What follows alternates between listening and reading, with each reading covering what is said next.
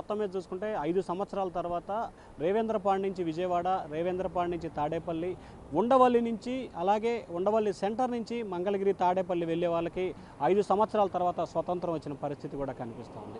గతంలో ఇటు వెళ్ళాలన్నా ఇటు రావాలన్నా కానీ ఎవరిని రానిచ్చేవాళ్ళు కాదు, పోనిచ్చేవాళ్ళు కాదు.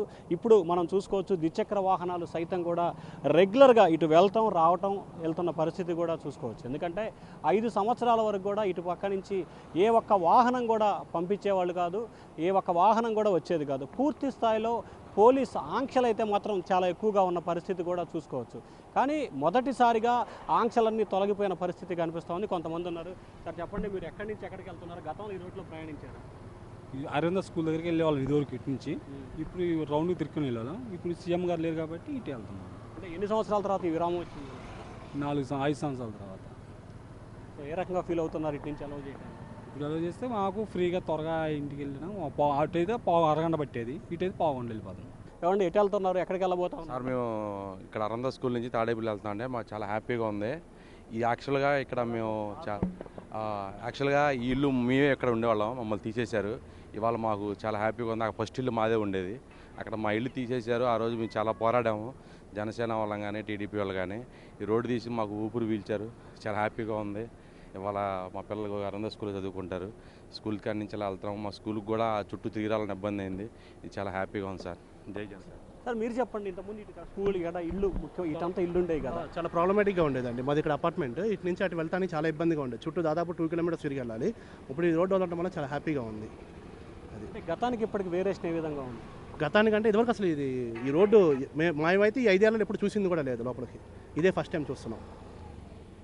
చాలా హ్యాపీగా ఉంది. సార్ ఎక్కడి నుంచి ఎటు వెళ్తా ఉన్నారు? గతంలో ఏమన్నా వచ్చారు, ఇప్పుడే వస్తున్నారు? ఇదే ఫస్ట్ టైం. కుంచినపల్లి నుంచి డైరెక్ట్గా బ్రిడ్జి కింద నుంచి ఇటు డైరెక్ట్గా మన ప్రకాశం బ్యారేజీకి వెళ్తాయి. అంటే గతంలో వచ్చేవాళ్ళ, ఇప్పుడే వస్తున్నారా? ఇప్పుడు ఇదే ఫస్ట్ టైం. అది చూస్తే ఈ దారి ఉంది, అందుకే వెళ్తున్నారు కావాలని ఇటు వచ్చారు. సో 5 సంవత్సరాల తర్వాత ఈ రోడ్డు వదిలేరు, ఏ రకంగా ఫీల్ అవుతా ఉన్నారు? చాలా హ్యాపీగా ఉంది. మామూలుగా కాదు, అదంతా తిరిగి రావాలంటే ట్రాఫిక్ మొత్తం ఎప్పుడు ట్రాఫిక్ బాగా ఇదిగా ఉంది.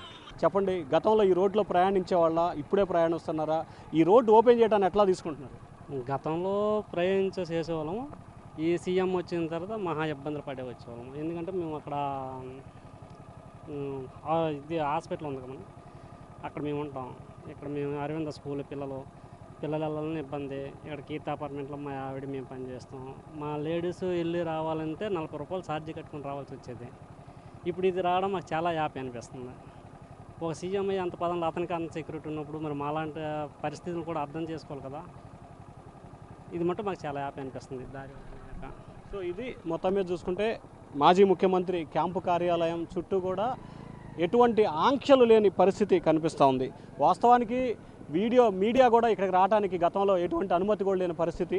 కానీ మొట్టమొదటిసారి అంటే 5 సంవత్సరాల తర్వాత అప్పుడు ప్రతిపక్ష నేత హోదాలో ఈ క్యాంపు కార్యాలయాన్ని జగన్మోహన్ రెడ్డి ప్రారంభించారు. అప్పుడు కూడా అందరికి కూడా అనుమతి ఇవ్వని పరిస్థితి ఉంది. కానీ ఇప్పుడు మాత్రం ప్రతి ఒక్కరికి అనుమతిస్తూ ఈ ఆంక్షలు, ఈ రోడ్లో ఏదైతే రేవేంద్రపాడు అంటే తెనాలి నుంచి వచ్చే రేవేంద్రపాడు నుంచి ఉండవల్లి, తాడేపల్లి వెళ్ళే వారందరికీ కూడా ఆంక్షలని తీసేయడంతో వాహనాలు రాకపోకలకి పూర్తి స్థాయిలో అనువుగా ఉంది. ద్విచక్ర వాహనాలు కానీ, కార్లు కానీ, మనుషులు కానీ అంతా కూడా నడుచుకుంటూ వెళ్ళేవారు. సో గతంలో ముఖ్యమంత్రి క్యాంపు కార్యాలయంగా ఉన్నప్పుడు ఆ చివర అంటే ఎండుకి చివర అంటే దాదాపుగా 2 కిలోమీటర్ల అవతల ఇటు ఒక 2 కిలోమీటర్లు, దాదాపుగా 3 నుంచి 4 కిలోమీటర్ల మేర ఆంక్షలు ఉండేవి. ఈ ఆంక్షలు రావాలంటే చుట్టూ తిరిగి ఇప్పటిదాకా మనం చాలామంది స్థానికులతో కూడా మాట్లాడాం. గతంలో ఏదైతే ఈ క్యాంప్ ఆఫీస్ ఎదురుగా కూడా వీటన్ని చుట్టూ కూడా పూర్తి స్థాయిలో ఇళ్ళు ఉండేవి. కానీ ఆ ఇళ్ళు అన్నీ దాదాపుగా 60-70 ఇళ్ళు ఈ కట్ట మీద ఉండేవి. కానీ ఆ ఇళ్ళన్నీ కూడా తీసివేసి ప్రత్యేకంగా ఒక గ్రీనరీ మాదిగా తయారు చేసి ఒక వాల్ని కూడా ప్రత్యేకంగా ఏర్పాటు చేసుకున్నారు. సో వాళ్ళందరికీ వేరే చోట నివాసాలు ఇచ్చినట్లు కూడా కొంతమంది చెప్పారు. మరికొంతమందికి ఇంకా కూడా నివాసాలు ఇవ్వని పరిస్థితి.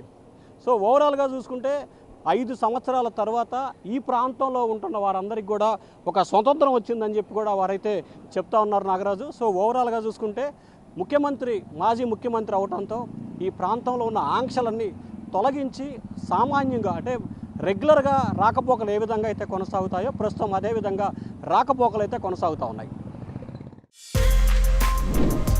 For more videos like this, subscribe Big TV channel.